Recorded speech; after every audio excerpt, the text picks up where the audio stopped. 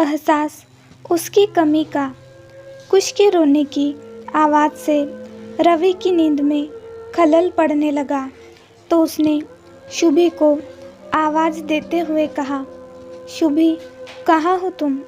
कुश कब से रो रहा है, सुनाई नहीं दे रहा क्या तुम्हें? कितनी लापरवाह हो गई हो तुम? शुभी शुभी बेटा किसे आवाज़ दे रहा है? बहू अब कहाँ से आएगी?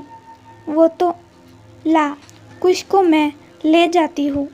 माँ की बात सुनकर उसे एहसास हुआ कि शुभी तो 1 महीने पहले ही उन सबको छोड़कर बहुत दूर चली गई है।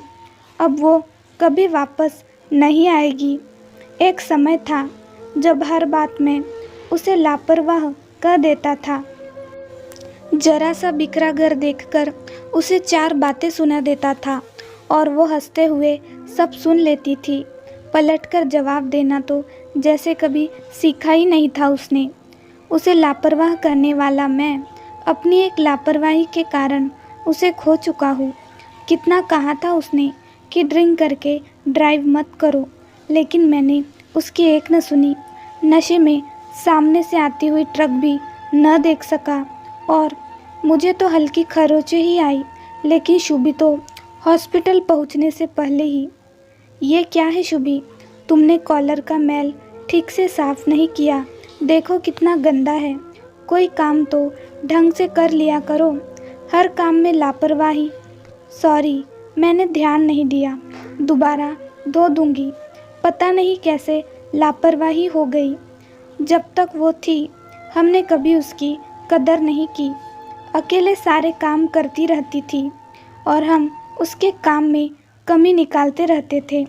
कभी छत पर लगे एक जाले के लिए तो कभी सब्जी में तेज नमक होने पर। कभी नहीं सोचा कि एक छोटे बच्चे के साथ सारे काम अकेले करती है।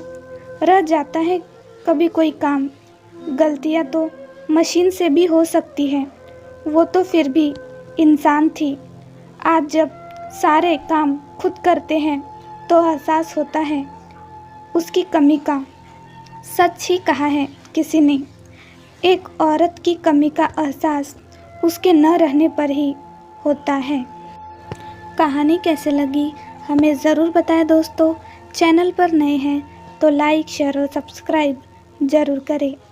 कहानी सुनने के लिए धन्यवाद।